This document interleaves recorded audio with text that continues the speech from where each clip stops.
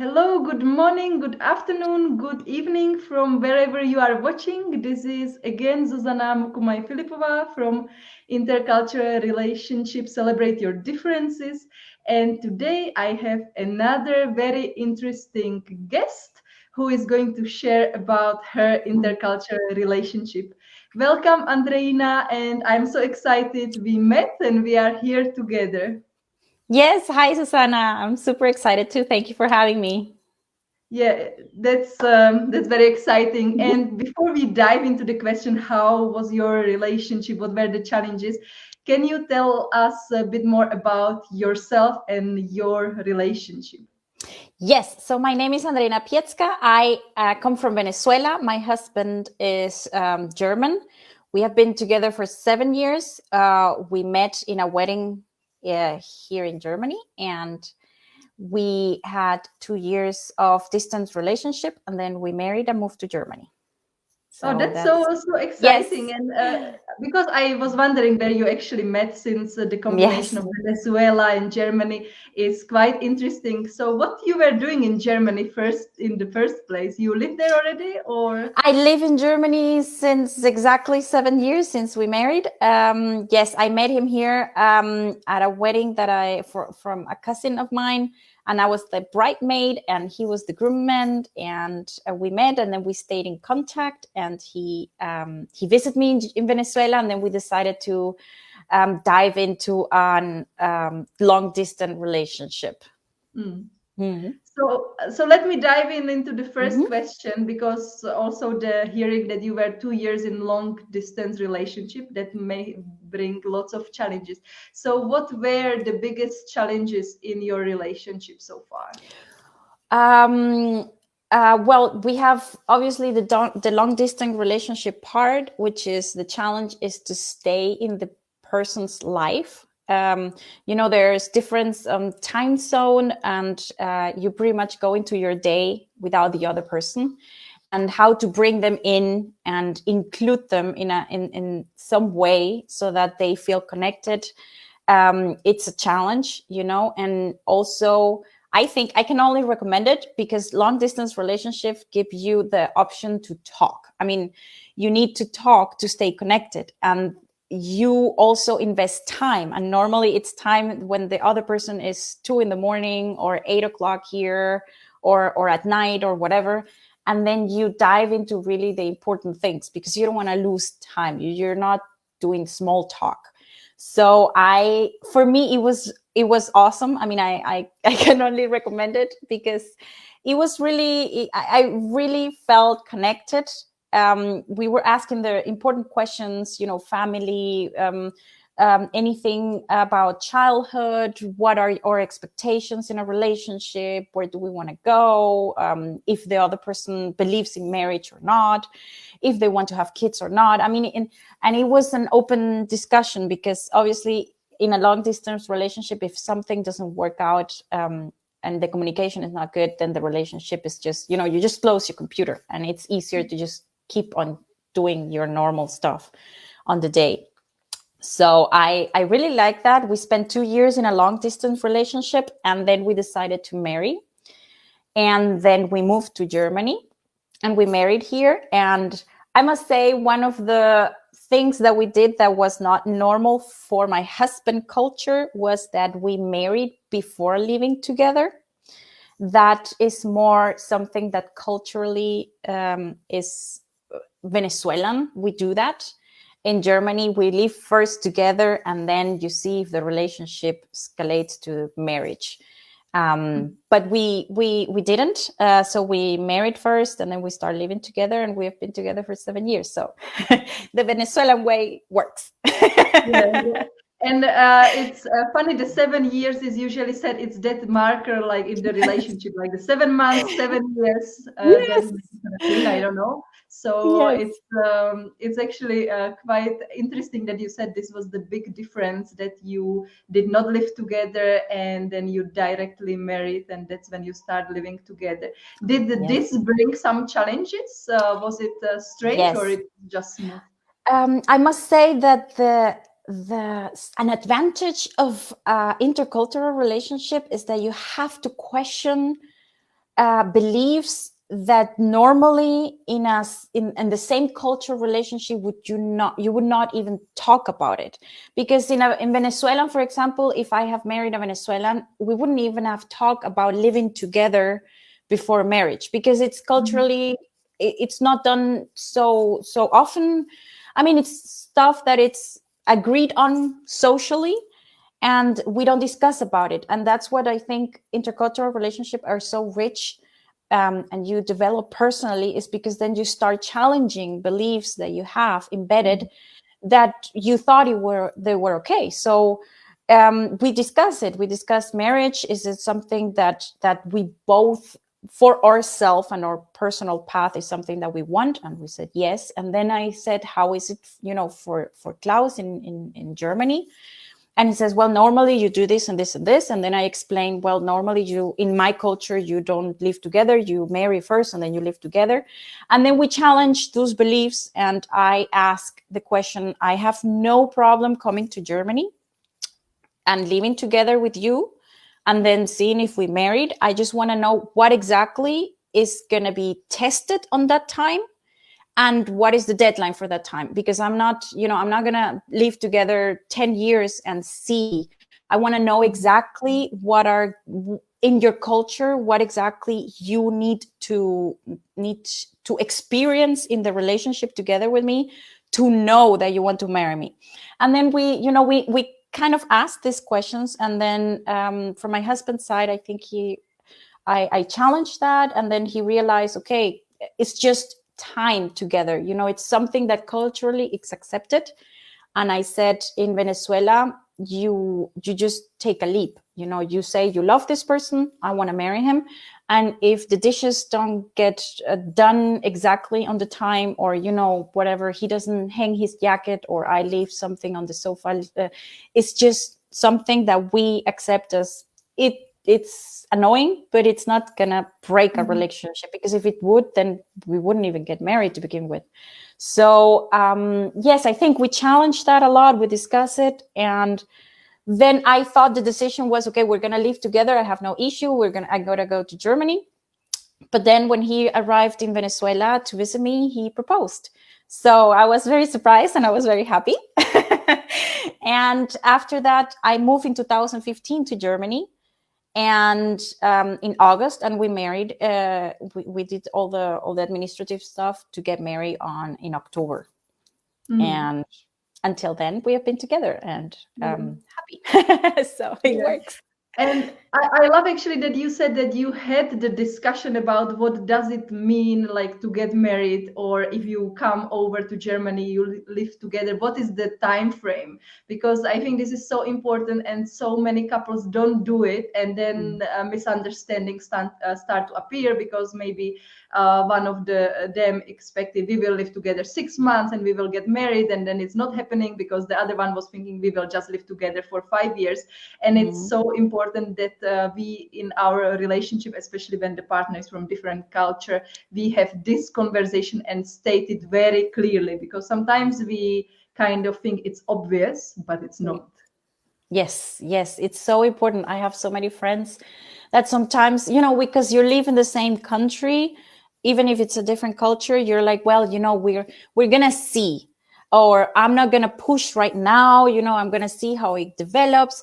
And then, for example, I realize in my culture in Venezuela, we sometimes think that women could be pushy if they ask too many questions at the beginning of a relationship, or when we're just dating. It's kind of seen like too pushy if you're like, okay, what do you think about marriage and kids, and where do you want to live, and where do you see yourself in 5 years and 10 years, and how do you do with the finance? How it's important stuff. It's just stuff that normally doesn't get thrown out at the beginning of nothing, and then you just wait to live enough together or have enough experience together to hope that the information lands on your lap.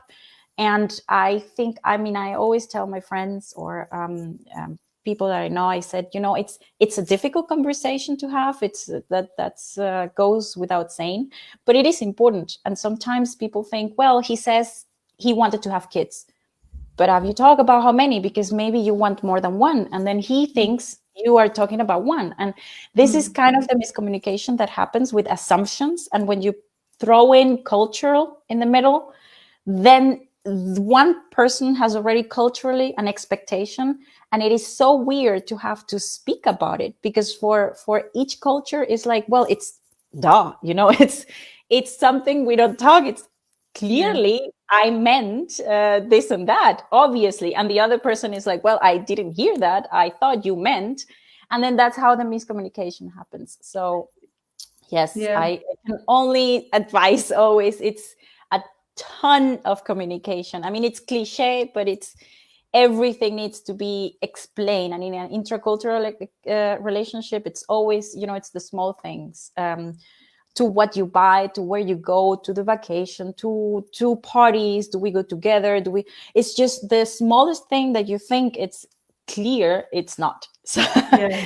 Yeah, yes. 100% agree on this. And I think we talked about it with, I think, Denise, who is intercultural coach, in one of the last interviews, that you also said it, that we should dig deeper into what the other one says. Because if I say, oh, I love family and I would love to have family in future, can mean something completely different if the same thing is said by Yes. my husband, who is Zambian, and me from Czech Republic. Yes. So it's so important. And maybe a small follow-up question. You said in Venezuela, you take the leap because you know you love the person, then you take the leap to get married. Did you notice some differences in the notion of, like, what does it mean to be married compared Venezuela and Germany? Because I felt that maybe Venezuela is a bit similar to how Zambia is, and it's quite different than Europe. So, and your Yes. husband is So, German. in my opinion, we are very family oriented, but also the main difference would be as in the thought process, we are very social oriented to the community, to the family, to who is going to do what, and we all go together. And here in Germany, it's a little bit more individualistic, and it doesn't mean that it is egoistic or something. It's just they are a little bit more individuals. As individuals, they take decisions, and then they inform it, and then there's a discussion. But for example, when I came to Germany, we moved to Frankfurt, and then my husband says, I want to change jobs, so you look for a job, and whatever you find in Germany one, then we will move. And I found one in the city that we are living right now, Nuremberg, in the near of Munich. And when I made the change, then he realized, oh, but I don't want to, I don't want to move without a job. Let me start finding. And then his thought was, I'm going to be in Nuremberg and he's going to be in Frankfurt, and we will see each other on the weekends until he finds a job. Or I don't know, it was something in Germany called weekend relationship, because a lot of people have to find jobs in different cities and they don't always get to live in the same one. I don't know. And for me, that was such a huge difference in thought. And I was like, no, in Venezuela, these discussions are made. The decision is taken. We will move. One of them is then going to work and the other one is going to find a job. But we will move as, as a community. We go there as a family. We go there. And this thought of, no, but I'm going to finish this here. And then when I have something, I come. And it's like, no, that's not what I meant. That's not what. So this is what I realized. Also, a lot of other couples here in Germany I've seen, they've told me like, oh, I have vacation time and I'm gonna go somewhere, and I'm like, oh, with your husband? And they're like, no, alone, because he doesn't have vacation at the same time. And I would, they plan sometimes stuff alone, and it's okay. It's super. I think it's awesome. It's just for me culturally, sometimes it's like, in Venezuela, we do everything together. So it's sometimes difficult or difficult to understand the thought process behind it. So those are the difference, I will say, in marriage, because I mean, every marriage has their challenges. It's trying to live with a new person that you were not used to, and all the normal discussions: who's going to clean, who's going to wash, who's going to who's going to do this. The daily stuff of living together is the same. It's just when you throw in the culture, you need to see if the other person has the same expectation of how that life is going to be. So yes, I think that the main difference for us is finding this middle of what he wants to do and what I want to do, and how we communicate that and find a middle.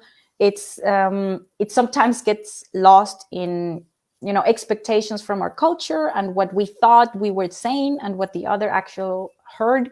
So it's, yes, I can just say it's complicated. Yes, it's complicated Yeah, too. yeah. I think definitely in all the intercultural relationship, there will be one point in the life of relationship, or probably even more points when we have this discussion where we are going to live, because it will be always complicated because of the jobs, because of the visa, and it's question I think like 99% of us are dealing with. So I'm curious, how did it end? Did you move together to Nuremberg? Yes, Or I make a huge deal about it, and we discuss it like weeks. And then what he decided is like, okay, I'm gonna move with you in Nuremberg, and then I will commute, which I was not happy about, because it's like at that time it was like 2 hours. It's like 2 hours in train. I don't, and I mean, he made a huge effort, which I'm very happy about it. It's just we, for me, it was like, uh, yeah, it's not an option. And stuff like that happens, you know, with the smallest thing that I it's unexpected for me, for like stuff like food. For example, here in Germany, it is okay, people say, oh, you know, I'm vegan, or I'm a vegetarian, or I only eat this or that. In Venezuela, we're like, we are grown up with the saying of our mothers is like, you eat what is on the table, and that's it. If we ask, oh, how do you prepare this, and what does this have of ingredients, it's like food, and you eat it. And here in Germany, you know, like sometimes my husband is like, no, yes, let's, you know, let's eat less meat, or he wants to be vegetarian. And for me at the beginning, it was like, oh, you know, it's, if food is put on the table, we eat as a family. I don't cook something special just for you, because it's not, I mean, and I didn't realize that that had a meaning to me culturally regarding a relationship. And yes, so at the beginning I was like, no, you cannot eat something different like that than me, because we are a family and we eat everything together. And then, you know, this discussions arise, and then we realize, okay, that's a belief that I have, and then we challenge it, and then, yes, to get over it, it's a process that we are still going, you know, stuff that pops up all the time, where we realize, oh, that comes from a belief in our culture, and we attach a meaning to this. So if you eat the same food as me, then you love me as a family. And to detach that belief and challenge it, it is so much work. And yeah. yes, it's it's I was complicated. laughing because the topic of food, that's another huge topic of intercultural couples or people living abroad. And actually, I think I talked about the food example in one of my online courses I did last year, because I had some women who were actually complaining about it's like, it's so difficult to eat together, we don't spend time together, the partner wants to eat something else, or we eat at different times. And it was exactly the same discussion as you are saying, that these simple daily things can create some tension in the relationship, because we are used certain ways. And what I think what is wonderful about the intercultural relationship and having two, three, or more cultures together is that we can find our own way. Even Yes. me personally, it was strange that we don't eat together. So in the beginning of our relationship, I cooked. Then I was waiting for my husband to come so we can eat together. But then maybe he came 2 or 3 hours later than I was expecting him. So by the time he came, I was starving. I was annoyed. I was like, I waited for you 3 hours. I'm starving. The food is cold. And it created argument. And it was Yes. also a process to learn that it's fine that maybe we don't eat together.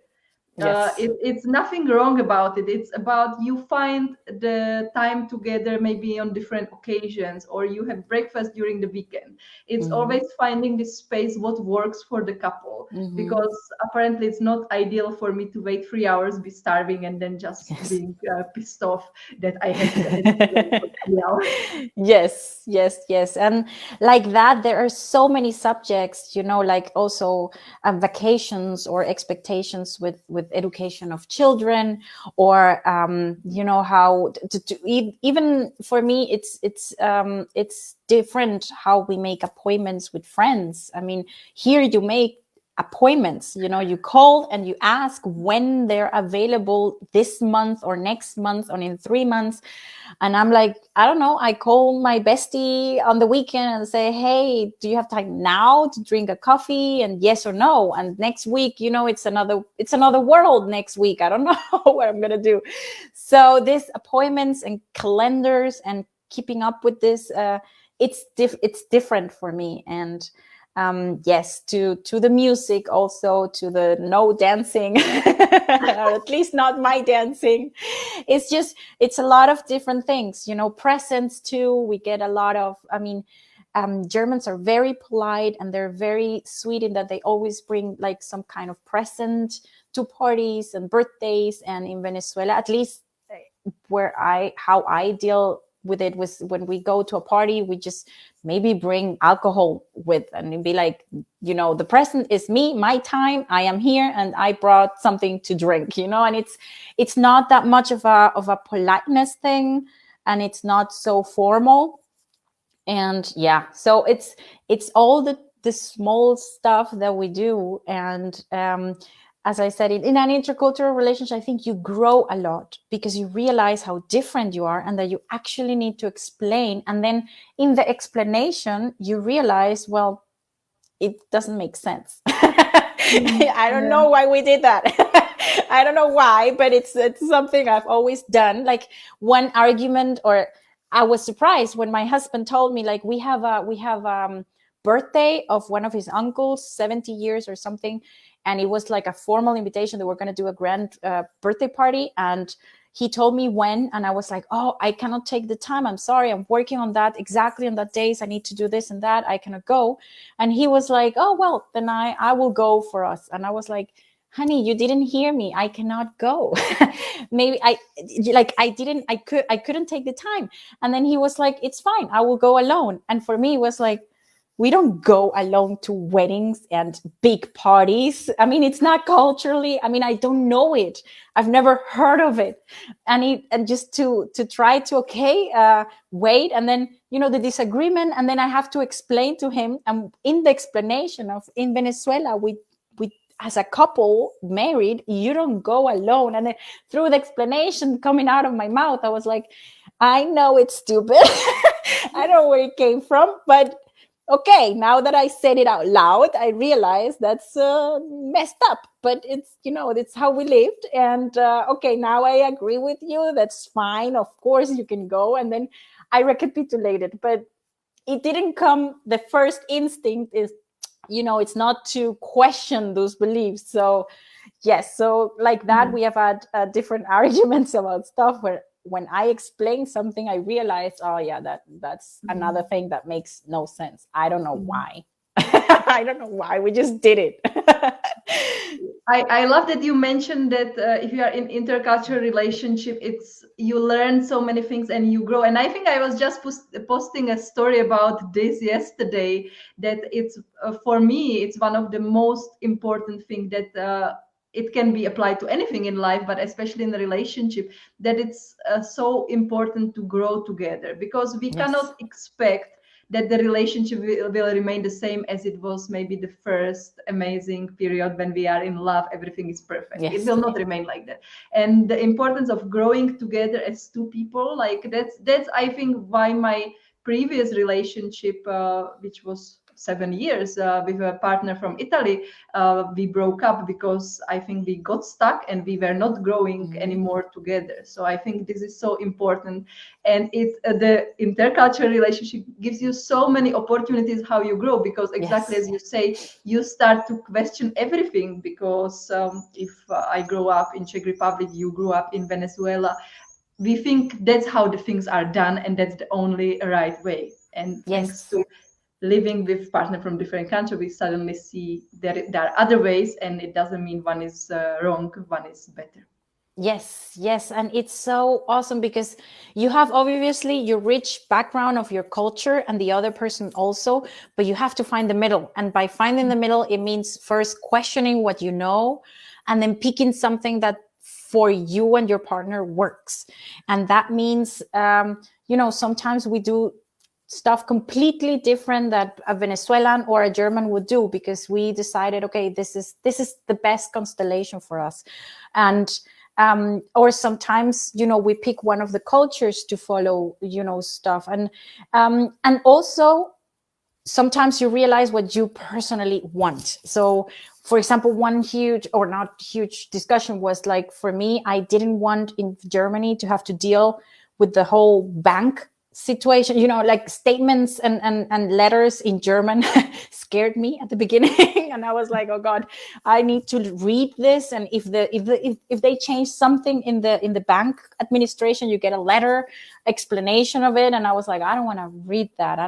And for me, it was like, I don't want to deal with anything alone of the bank. So I thought, hey, let's have one account with both of us. And for Klaus, it's like, no, you have your account, I have my account, and we have, a common account. That's normal, the culture that he comes from. And in Venezuela also, you normally have 2 different accounts, but I was like, I really don't want to deal with this. So I was fine. My need at the time, and right now still, it's like, I want you to sign in my account, and we both have this account, it's there, and he has his account. And I don't have the need to have to see his account or sign on it. For me, it's just my need. And I realize in this intercultural relationship, sometimes you speak up a little bit more than if you were in your own culture, a little bit more of what you actually want.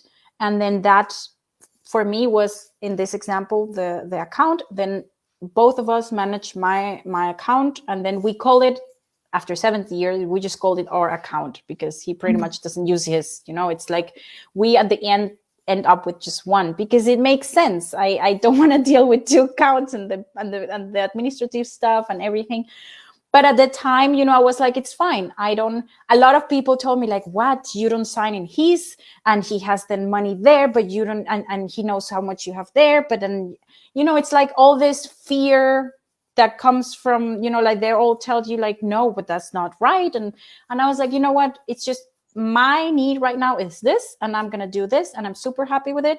And that's what we did. And then at some point in the relationship, it just evolved into, now we have just one that account, and he doesn't use his other one. And I think he closed it. We don't have it. We just have now the one that we call our account. And at the time, I had to deal when I explained to other friends or family, they were like, no, that's not how you do it. You should always have your account in case of whatever. And for me, it was not. And it didn't follow the culture of Venezuelan. It didn't follow the culture of German. It's just something that I made up at the moment. And I said, this is what I want. It's different. It's not done. Everybody thinks it's awful, but for me, it's less problem. And that's something, for example, that we did, and it worked. And yes. And I realized a lot of people come with fears of what would happen if the relationship does not work, and I remember that we discussed that. I discussed it with my husband, and I was like, I am doing, or I would like us, the expectation is to work that this is plan A, B, and C. And there is no way out. Let's just imagine as expectation, this is what needs to work. And we will work together so that it is something that we still want to be in 20 years. And if you work with that mindset, it's different, because a lot of people are always, since since we were dating, it's like, well, but in case he decides something else, but in case, and if you marry, but if you have your own account, but if you are together, but you still manage this alone, but if you put something on your name and don't tell him, or if you don't need to tell him. And it's like, wow, we create unconsciously so many exits. And then some at the in sometime in the road, it's easier to take that exit because it's so there, and then you don't put the work needed to make this work. So that was a discussion in the mindset that we both needed to have. Yeah.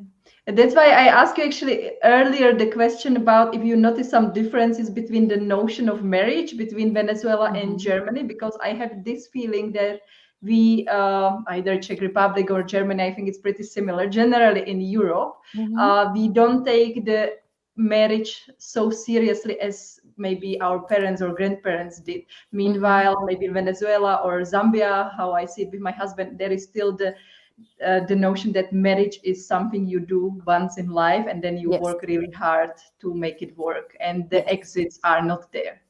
Yes.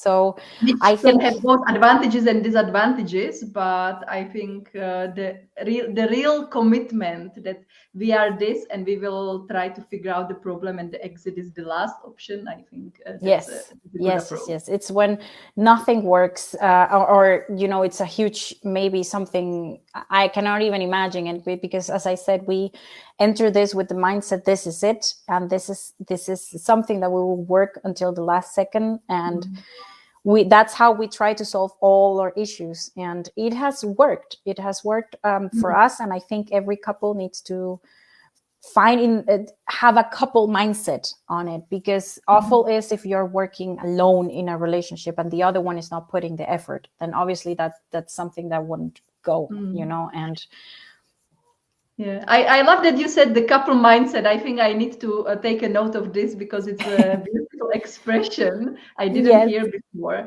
So it's really nice, and that brings me to the last question of today, because you talk about so many different cultural approaches, Venezuela, Germany. So my last question is actually, what is your tip for women who have a partner from different country, or maybe who have specifically a partner from Germany? Like, what would be your number one, maybe 2, 3 advice?